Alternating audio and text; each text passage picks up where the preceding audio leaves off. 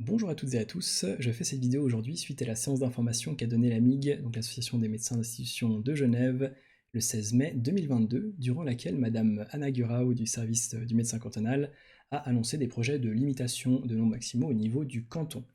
À ma connaissance, il n'y a pas encore de texte à ce niveau-là, un texte doit encore être fait et ensuite présenté au Conseil d'État, et donc les informations que je vais vous donner aujourd'hui sont susceptibles de changer. Je vais donc m'appuyer sur ce qui a été présenté et sur ce qui a été dit lors de cette conférence pour la présentation du jour. Pour mes sources, j'utilise la FAQ notamment de l'OFSP, la FAQ du forum réformé qui avait été précédemment, et les textes de loi. Je vous mettrai de toute façon tout en fin de vidéo. Malgré ces différentes sources, c'est possible qu'il y ait des erreurs durant cette vidéo. Je précise également que je suis médecin et pas juriste, donc si vous avez besoin d'un conseil juridique précis, allez voir un spécialiste. Cette vidéo n'est en aucun cas un conseil juridique. Alors, sans plus tarder, on va attaquer la présentation.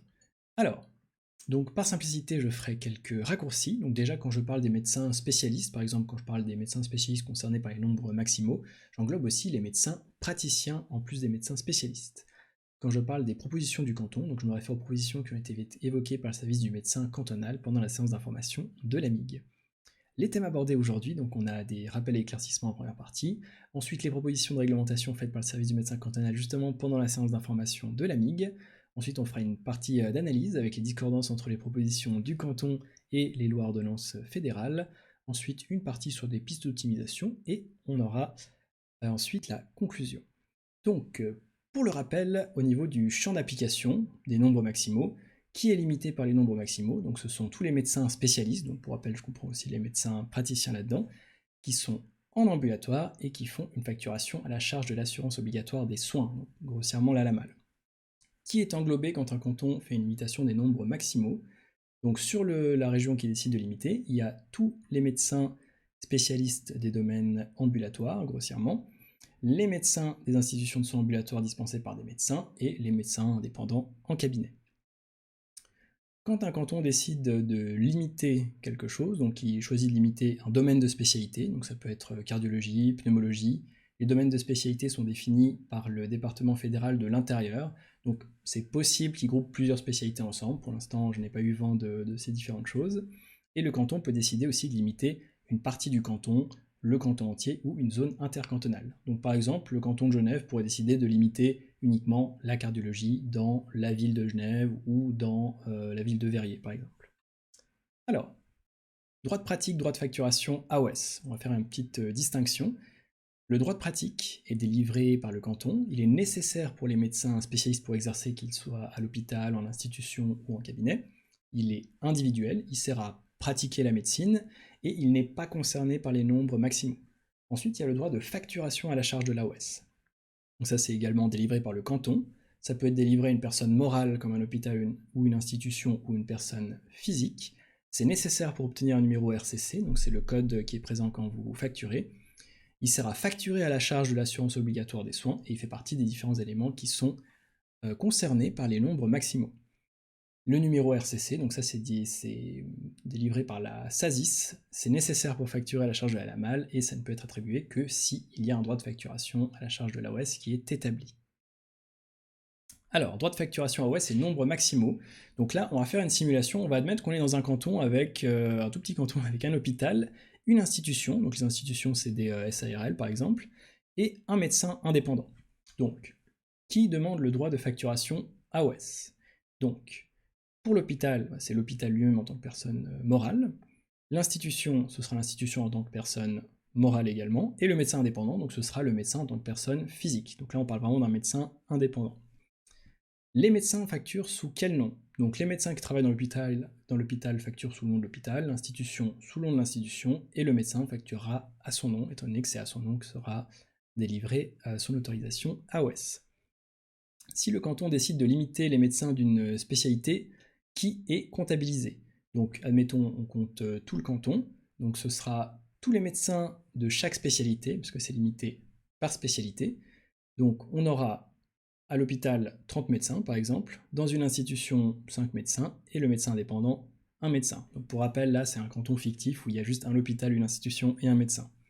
Donc, au total, on se retrouve avec 3 autorisations à la charge de l'AOS, donc 2 autorisations morales et une autorisation physique, et on a par contre 36 médecins. Ce que la loi limite, ce n'est pas le nombre d'AOS directement, enfin d'autorisations AOS directement, c'est le nombre de médecins. Ça, c'est très important d'intégrer ça. Alors, quelles sont les possibilités pour le canton de limiter ou pas? Donc là, actuellement, on se trouve par ici. Donc actuellement, le canton peut choisir d'utiliser l'ancienne loi de l'assurance maladie, ça veut dire ne pas limiter. Peut choisir d'utiliser une disposition transitoire qui sera valable jusqu'à 2025 selon laquelle l'offre actuelle correspond aux besoins, ou peut choisir une formule, mais pour l'instant nous n'avons pas les chiffres, donc ils ne peuvent pas l'utiliser. Et c'est cette formule-là qui sera utilisée par la suite. Je vous invite à regarder ma précédente vidéo si vous avez besoin d'informations supplémentaires, il y a plus d'exemples, etc. à l'intérieur. C'est chapitré comme cette vidéo, donc n'hésitez pas à aller regarder la partie sur les nombres maximaux directement. Donc l'offre actuelle correspond aux besoins, comme petit rappel, ça veut dire que si le canton décide de fixer une limite demain, on prend une photo de tous les spécialistes des domaines ambulatoires, cardiologie, pneumologie, etc. On compte combien il y a de médecins, cardiologues, pneumologues dans la zone concernée, et ce sera le nombre maximal de médecins. Par exemple, si on revient à notre exemple précédent, on va partir du principe que tous les médecins du canton sont des internistes généralistes. Donc il y en a 30 dans l'hôpital, 5 dans l'institution, et il y a le médecin tout seul, donc on est à 36. Si on décide de limiter selon l'offre actuelle qui correspond aux besoins, donc ce que j'avais entouré tout à l'heure, ça veut dire qu'on va prendre une photo et on sera à 36. Donc on ne pourra pas dépasser, par contre ce nombre pourra diminuer et ils pourront être remplacés. Donc si on va un peu plus loin, donc on regarde ce médecin interniste généraliste, il travaillait à 100% pour l'exemple, s'il part à la retraite, normalement, on passe de 36 à 35 et il peut être remplacé soit par un médecin généraliste à 100%, soit par exemple par 2 médecins internistes généralistes à 50%, puisque au total ça fera 100%. Après cette partie sur les rappels, on arrive maintenant aux propositions de réglementation qui ont été faites par le service du médecin cantonal de Genève durant la séance d'information de la MIG. Donc pour rappel, il n'y a pas encore de texte à disposition, ou en tout cas pas à ma connaissance, et il sera soumis au Conseil d'État avant d'être validé. Donc ce qui a été dit, c'est que la limitation se fera selon la disposition transitoire de l'ordonnance des nombres maximaux, qui fixe que l'offre actuelle correspond aux besoins. La limitation sera active dès le 1er juillet 2022 jusqu'au 30 juin 2025, puisqu'au-delà, c'est la formule des nombres maximaux de toute façon qui doit être utilisée par les cantons, et la limitation concerne toutes les spécialités sur tout le canton. Donc, je vais vous mentionner quelques points suite à cette diapositive, et cette liste n'est pas exhaustive, j'ai essayé de reprendre les points principaux, mais il peut manquer une ou deux choses qui ont été évoquées pendant cette séance d'information. Alors, première chose, le dernier délai pour l'envoi des demandes AOS, c'est avant le 30 juin 2022. Pour faire la demande AOS, il vous faut un droit de pratique, vous pouvez envoyer les deux demandes en même temps. Il faut simplement qu'elles partent avant le 30 juin 2022 et pas qu'elles soient acceptées pour qu'elles soient valides. Donc le canton nous a informé que même si vous n'avez pas encore la réponse favorable avant, c'est bon. Si par contre vous n'avez pas de titre de spécialiste fédéral avant le 30 juin, si par exemple vous l'obtenez le 2 juillet, ce sera trop tard pour faire cette demande AOS dans les temps. Si vous avez un titre de phoniatre ou de gériatre, là il s'agit de spécialité de droit privé. Là on parle vraiment de titre fédéral de spécialiste, donc on parle de médecine interne générale, cardiologie, pneumologie. Du moment que le canton délivre une autorisation AOS, on peut demander un numéro RCC après, a priori sans souci pendant la période de la limitation. Donc le numéro RCC, quand il est demandé, il doit être activé dans les 6 mois. Mais s'il dépasse ce délai, il périme, et vu que vous avez déjà votre autorisation AOS, vous pouvez en redemander un nouveau a priori. S'il périme, c'est pas un problème. Votre numéro AOS sera, enfin votre autorisation AOS sera pérenne, et vous permettra de redemander un numéro RCC. Il n'y a pas de nécessité de facturer non plus sur son droit AOS avant le 30 juin 2022 pour qu'il reste actif selon le canton. Ça va être important pour tout à l'heure. Donc là, j'essaie de vous rapporter ce qui a été dit pendant la conférence. Ce sera dans la partie suivante qu'on fera la partie d'analyse. Dès le 1er juillet 2022, donc les médecins qui souhaitent obtenir une autorisation AOS devraient aller dans les cantons du Valais, du Jura ou de Neuchâtel, a priori. Donc je n'ai pas à ma connaissance de limitation pour le canton de Vaud. Donc ça, je ne pourrais pas vous dire si effectivement dans le canton de Vaud, ce sera impossible d'obtenir un numéro AOS pour une installation à titre indépendant. La limite d'attribution de droits de facturation AOS sera revue régulièrement, a priori, pour que plus d'attributions puissent être faites si une spécialité en manque. Par exemple, si on se rend compte qu'on manque d'angiologues, le canton nous a annoncé qu'il augmenterait le nombre d'autorisations AOS à titre indépendant. Le canton, par contre, n'est pas encore capable d'attribuer une nouvelle autorisation de facturation à OS lorsqu'un médecin part à la retraite parce qu'il n'aurait pas la logistique nécessaire pour comptabiliser les médecins qui partent et qui reviennent. Par rapport au droit OS et droit de pratique toujours, donc un médecin qui est dans un autre canton peut très bien faire les demandes pour le canton de Genève, toujours avant le 30 juin 2022. Les médecins indépendants qui facturent sous l'AOS avant la limitation peuvent continuer. Pareil, si vous travaillez dans un hôpital, vous pouvez continuer dans votre hôpital et dans votre institution, Maintenant, concernant la partie des points mentionnés concernant les données du canton, le canton ne sait pas si les médecins qui sont enregistrés travaillent encore et ne sait pas à quel pourcentage travaillent les médecins qui partent à la retraite. Donc un travail est en cours pour estimer le nombre de médecins qui travaillent et leur pourcentage de travail, et une fois que ce chiffre sera connu, on nous a annoncé qu'il y aura un travail d'actualisation pour maintenir à jour ces données. Alors maintenant nous allons commencer la partie d'analyse de cette présentation. Donc on va voir un peu les discordances entre les propositions du canton et ce qui est effectivement prévu par les lois et les ordonnances fédérales. À ce sujet-là, je vous encourage très fortement, d'une part à lire les textes, mais surtout à regarder les FAQ de l'OFSP et du Forum réformé qui apportent vraiment des précisions claires par rapport aux différentes choses, et qui montrent que certains points évoqués par le canton rentrent en contradiction avec ce qui est prévu au niveau fédéral. Donc, au niveau fédéral déjà, donc dans l'idée majeure des nombres maximaux et des nouvelles limitations, au niveau fédéral, on limite le nombre de médecins en équivalent temps plein, ou plein temps, si on suit vraiment la loi, qui facturent à la charge de l'AOS en ambulatoire.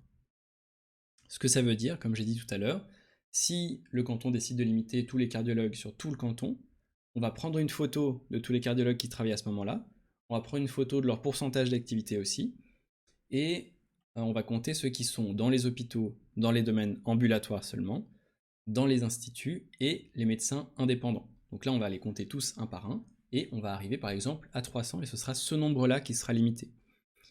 Donc un médecin, c'est vraiment les médecins qui sont limités, c'est pas le nombre d'autorisations AOS. Ce que le canton a évoqué dans sa présentation, c'est qu'il veut limiter le nombre d'autorisations de facturation AOS, mais qu'il ne sait pas combien de médecins travaillent sur le canton. Donc déjà là, on va un peu à l'encontre de l'esprit de la loi qui ne veut pas limiter les autorisations AOS, mais qui veut limiter vraiment l'activité réelle physique des médecins. Et c'est vraiment l'activité réelle qui compte. Donc là, on revient à mon petit exemple de tout à l'heure. Donc prenons exemple avec un mini canton de Genève où il y a un hôpital, une institution, un médecin indépendant. Donc l'hôpital a un droit de facturation AOS. Du moment que les médecins qui sont salariés dans l'hôpital facturent de façon à ce que ce soit l'hôpital qui est le fournisseur de prestations, et ben ils peuvent facturer sous l'autorisation AOS de l'hôpital. Pareil pour l'institution. Et le médecin physique, donc il est indépendant, il facture à son nom. Donc ça fait 1, 2, 3. On a 3 autorisations. Mais par contre, tous ceux qui facturent sous l'autorisation AOS de l'hôpital sont soumis par les nombres maximaux, donc 30. Donc on parle des spécialistes. Tous ceux qui sont dans les institutions facturent sous le nom de l'institution, donc 5. Et le médecin indépendant, il facture tout seul, donc 1. Donc ça veut dire que là, admettons qu'ils soient tous spécialistes en médecine interne générale et qu'on bloque toutes les spécialités sur tout le canton. Donc là, on va prendre les 36 médecins en médecine interne générale et ce sera ce nombre-là qui est limité. Pas ce nombre-là. Ce nombre-là peut varier, mais c'est vraiment, il faut que le nombre total de médecins en équivalent plein temps, donc 100%, reste toujours à 36. Et c'est ça qui paraît un peu discordant avec ce que le canton propose, puisque le canton propose de limiter uniquement l'octroi d'autorisation AOS, mais dit qu'il ne peut pas comptabiliser correctement le nombre de médecins, alors que c'est vraiment ce nombre-là qui est l'essence même de la loi. Alors, je vous montre un peu l'article de l'ordonnance sur les nombres maximaux. Donc, le calcul de l'offre de médecins. Les cantons calculent l'offre de médecins à partir du temps de travail effectué par les médecins exprimé en équivalent plein temps. Le nombre d'équivalents plein temps correspond au rapport entre le temps de travail effectué par le médecin et le temps de travail moyen effectué par le médecin exerçant à plein temps. Donc une activité est réputée à plein temps lorsqu'elle est exercée à raison de 10 demi-journées par semaine. Là, on a un moyen pour présumer l'activité des médecins. Et donc l'article 9, donc ça c'est la disposition transitoire que le canton a exprimé vouloir utiliser pour faire l'imitation. Donc les cantons peuvent disposer que jusqu'au 30 juin 2025 au plus tard, l'offre des médecins calculée conformément à l'article 2, donc là on parle bien de temps de travail effectué par les médecins en plein temps, donc 10 demi-journées par semaine pour un plein temps, donc conformément à l'article 2, correspond par domaine de spécialisation médicale et par région à une couverture économique répondant aux besoins. Petite précision à ce niveau-là, si le canton de Genève décide de limiter toutes les spécialités, il devra donner un nombre par domaine de spécialité. Il n'a pas le droit de regarder tous les nombres, enfin tous les médecins, toutes les spécialités et de dire c'est ce nombre-là. C'est vraiment une limitation par spécialité toujours. Donc il a le droit de tout limiter, mais il faudrait qu'il ait les comptes précis par spécialité. Alors, maintenant donc, cette disposition transitoire ici, moi c'est ce que j'appelle l'offre actuelle correspond aux besoins, pour la présentation. Donc selon ce principe de l'offre actuelle correspond aux besoins, un médecin spécialiste qui part à la retraite peut être remplacé par un autre spécialiste, mais de la même spécialité, hein, à pourcentage égal ou inférieur dans la même zone. Le canton nous a dit qu'il n'était pas en mesure de délivrer une autorisation AOS pour remplacer un médecin qui part à la retraite, logistiquement parlant. Donc là, actuellement, le canton propose aux médecins qui n'ont pas de projet de cabinet, mais qui veulent quand même éventuellement plus tard s'installer, de demander à l'avance une autorisation AOS sans pour autant facturer. Donc là, par exemple, admettons, on a 5 internés généralistes qui sont salariés à 100% au HUG, qui demandent à l'avance donc 5 autorisations AOS. Suite à la limitation, on a 5 médecins généralistes en ville qui partent à la retraite. Donc on a 5 médecins en moins, donc théoriquement il faudrait les remplacer. On en a 3 qui adorent travailler au HUG, donc on en a que 2 qui partent. Donc ça veut dire qu'on en a 2 qui sont remplacés en ville. Et du coup, les 3 qui restent au HUG mais qui ont leur autorisation AOS, bah, ils vont pas en ville, ils restent à l'hôpital, donc il manque 3 médecins en ville. Donc si le canton ne peut pas utiliser correctement, enfin si le canton n'est pas capable de calculer les influx entrées, sorties en ville pour les médecins, on risque d'avoir des médecins en ville qui ne pourront pas être remplacés par le fait que le canton ne pourra pas faire de nouvelles autorisations AOS. Donc, pour appliquer le principe que l'offre correspond aux besoins, il faut connaître le nombre de médecins spécialistes en équivalent temps plein travaillant au moment de la limitation par spécialité. Ce nombre inclut donc les médecins qui sont dans les domaines ambulatoires des hôpitaux et les instituts, en plus des médecins indépendants. Et quand je mets par exemple médecin spécialiste au SMPR, donc le service de médecine de première cour des HUG, qui est un service ambulatoire dans le canton de Genève, je parle de médecin spécialiste, pas d'interne ou de chef de clinique. Ça veut dire que si on a un interne qui a fait tout son internat en Suisse, il a terminé, il a obtenu son titre de spécialiste, même s'il est considéré comme interne par l'hôpital, par la loi il est considéré comme spécialiste, donc il fait partie des nombres maximaux. Donc le canton doit s'assurer que le nombre total de ces médecins ne dépasse pas celui du 1er juillet 2022. Donc par exemple, si on a 50 internistes généralistes qui sont limités, eh ben, on ne va pas pouvoir aller au-dessus.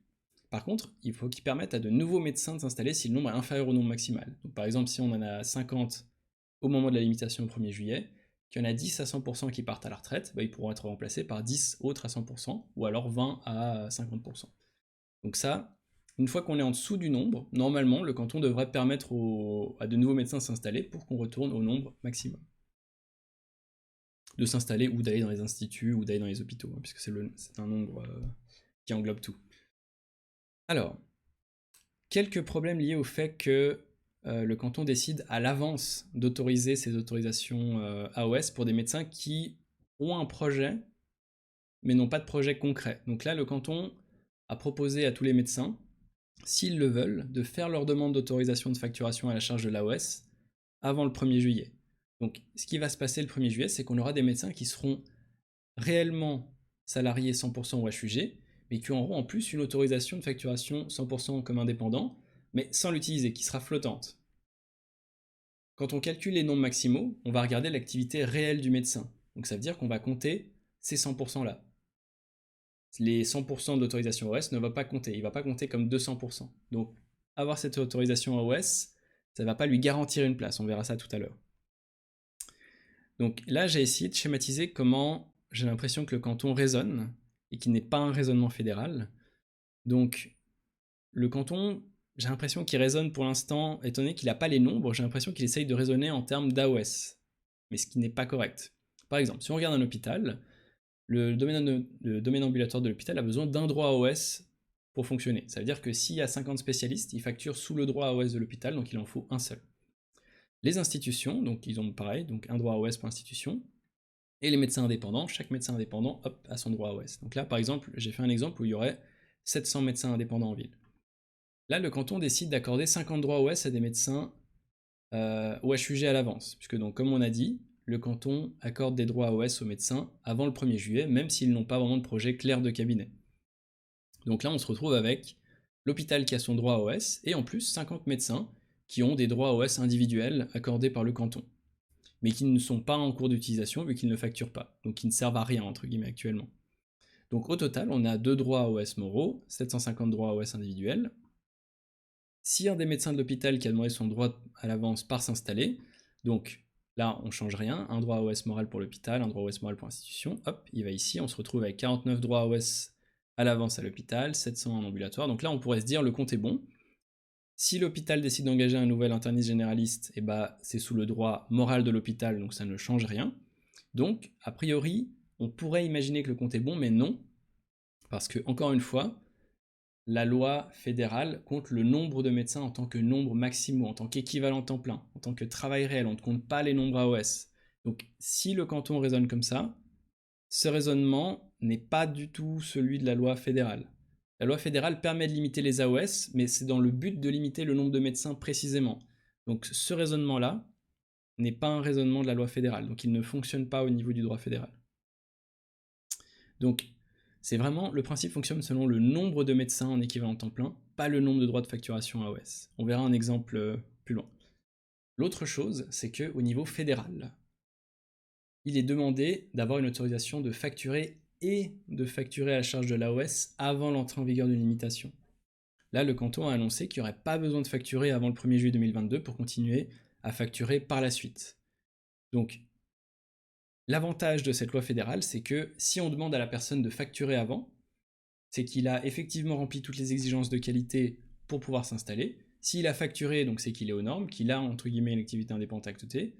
Donc ça fait qu'on évite d'avoir des droits virtuels. Donc la personne qui a facturé avant est en mesure de réellement exercer.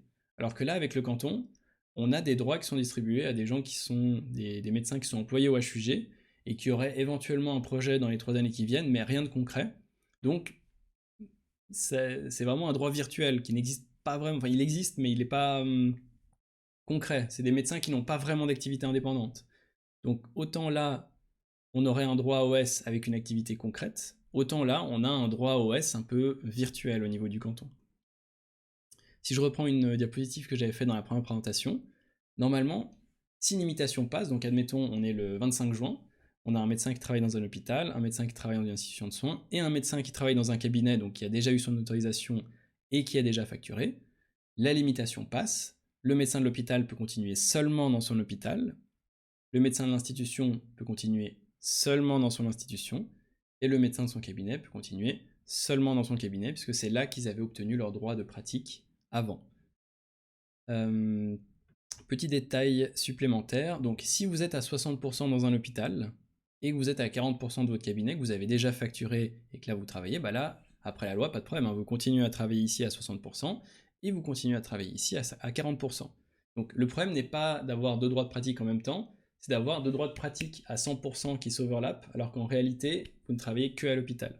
Si vous êtes à 60% d'un côté et 40% de l'autre, bah ça fait un équivalent temps plein, tout va bien, vous respectez les 2 critères, donc selon la loi fédérale, vous pouvez continuer votre activité sans problème. Donc, pourquoi est-ce que ça poserait problème d'accorder à l'avance des autorisations AOS sans facturer?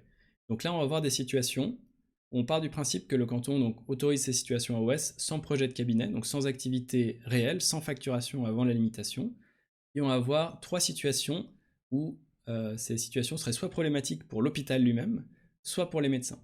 Donc, on est au 1er juillet 2022, on regarde la partie ambulatoire de l'hôpital. Pour simplifier, on va dire que dans le canton de Genève, il y a un hôpital, une institution et 700 médecins indépendants. Donc tous internistes généralistes. Donc 100 internistes généralistes à l'hôpital, 50 internistes généralistes à l'institution, 700 internistes généralistes en tant que médecins indépendants en cabinet. Ça nous fait 850 internistes généralistes.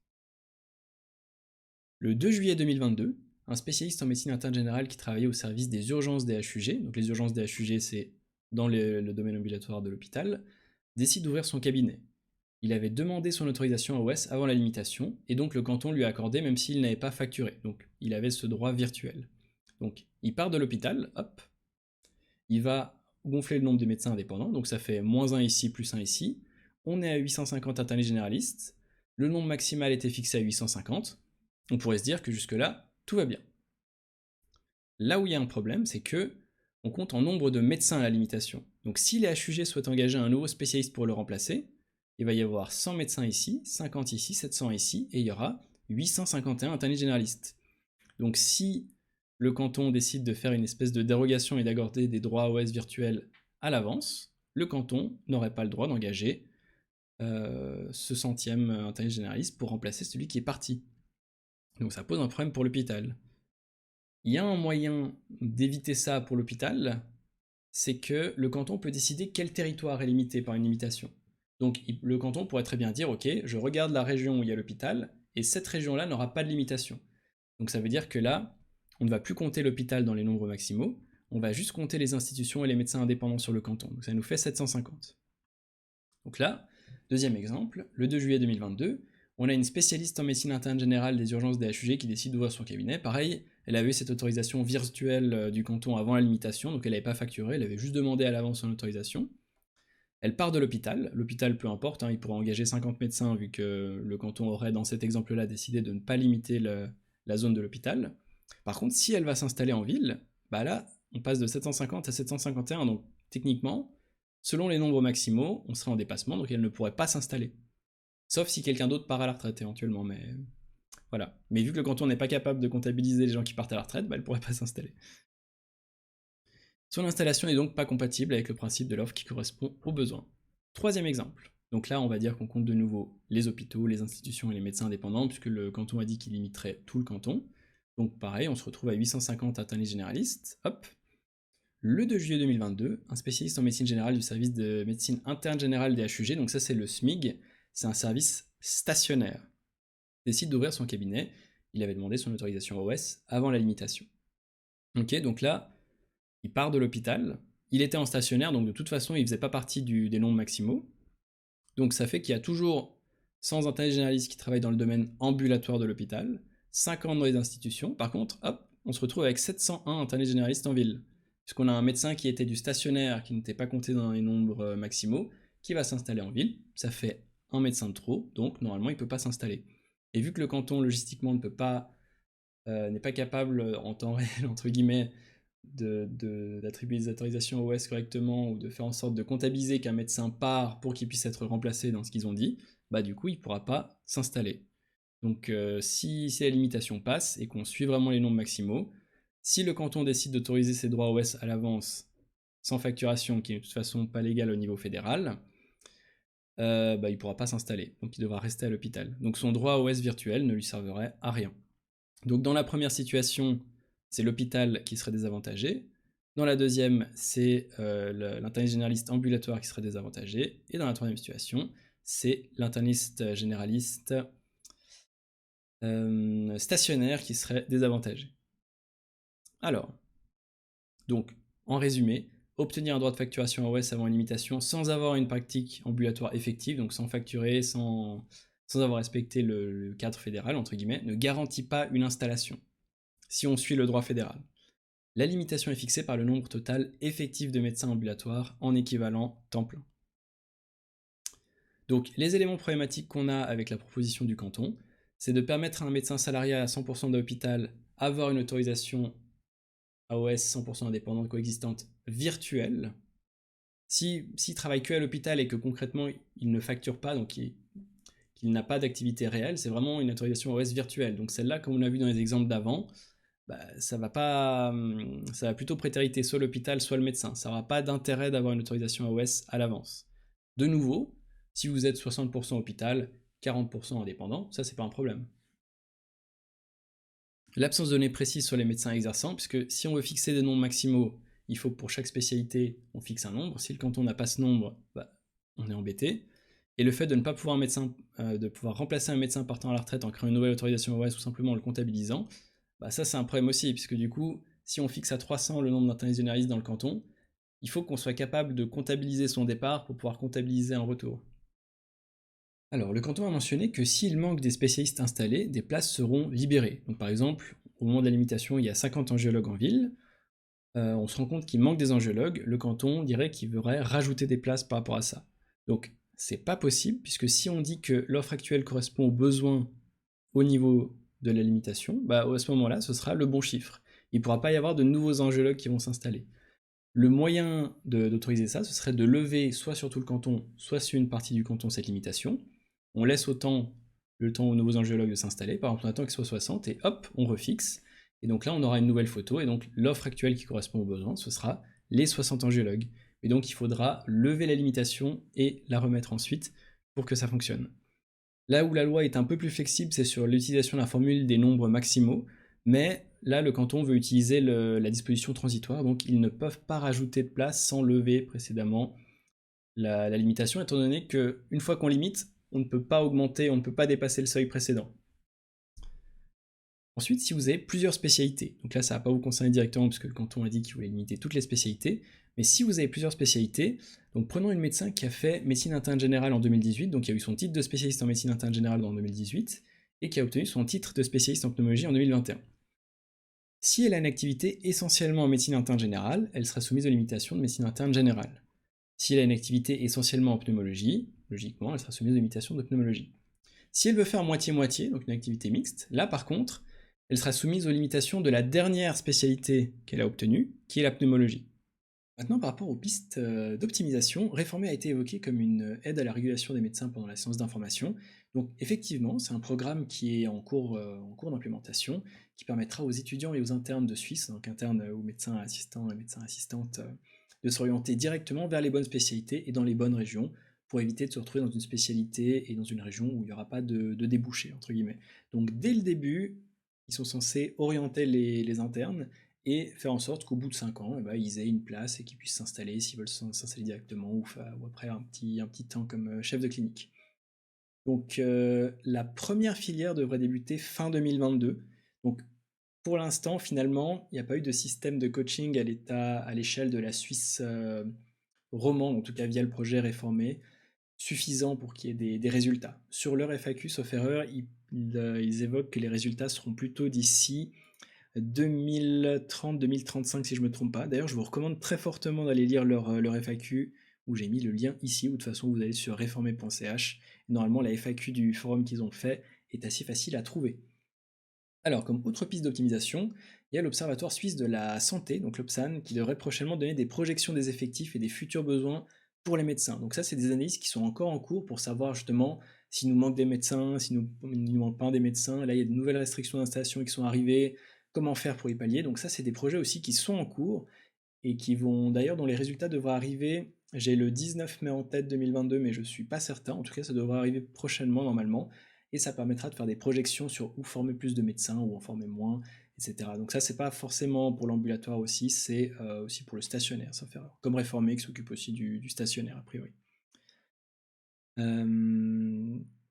L'autre piste d'optimisation, alors c'est qu'il y a plusieurs blocages pour demander un droit de pratique au niveau de la facturation AOS. Alors ça, c'est pas vraiment une piste d'optimisation, c'est pour vous éviter, si vous voulez faire la demande avant le 30 juin, de vous y prendre à la dernière seconde. Regardez bien tous les documents nécessaires pour ne pas avoir de surprise si vous manque un document avant la date fatidique, si c'est confirmé pour le 30 juin. Pour les pistes d'optimisation, on a aussi les taux de couverture. Donc ça, c'est la formule des nombres maximaux. C'est la formule que les cantons pourraient déjà utiliser dès qu'ils connaîtront les emplois à plein temps effectifs et que la DFI aura donné les taux de couverture. Donc donc les taux de couverture, par exemple, ça indique si on prend la cardiologie, on va regarder la cardiologie au centre-ville. Si le taux de couverture est de 110%, c'est qu'il y en a trop. Si le taux de couverture est de 90%, c'est qu'il n'y en a pas assez. S'il est pile de 100%, c'est le nombre merveilleux. Et le canton pourra d'ailleurs utiliser un petit facteur de pondération si le nombre lui paraît trop haut ou trop peu en discutant avec des experts par exemple, mais pour ça je vous invite à regarder la première vidéo. Donc ces taux de couverture vont arriver a priori en milieu d'année 2022, donc pour chaque domaine de spécialité et pour chaque région de Suisse, on devrait avoir un taux de couverture. Donc, est-ce que ça vaudrait le coup d'attendre que ces taux de couverture soient disponibles justement pour voir quelle spécialité, par exemple, si une spécialité a un taux de couverture qui est inférieur dans quasiment tout le canton, éventuellement ne pas la limiter, ou s'il y en a qui ont trop de couverture, essayer de voir s'il y a des zones où il y en a moins pour essayer de faire en sorte que les futurs médecins s'installent dans les zones qui sont peu desservies. Une question en suspens à laquelle je ne peux pas répondre, parce que je n'ai pas les accès et je n'ai pas croisé quelqu'un qui était dans cette situation. Donc pour les institutions de santé en SARL ou SA par exemple, il faudra faire une demande AOS morale. Actuellement, si vous faites une demande AOS à titre d'indépendant, ce sera donc une demande AOS à titre physique via le formulaire en ligne.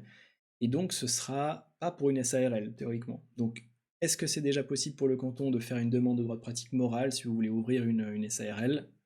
Ça, je ne peux pas y répondre. En conclusion, donc effectuer des limitations sur le principe que l'offre actuelle correspond aux besoins sans disposer de données précises sur les effectifs médicaux ambulatoires et sans suivi correct paraît quand même compliqué, puisque pour instaurer des nombres maximaux, il faut commencer avec des nombres maximaux, donc il faut déjà un bon état du canton.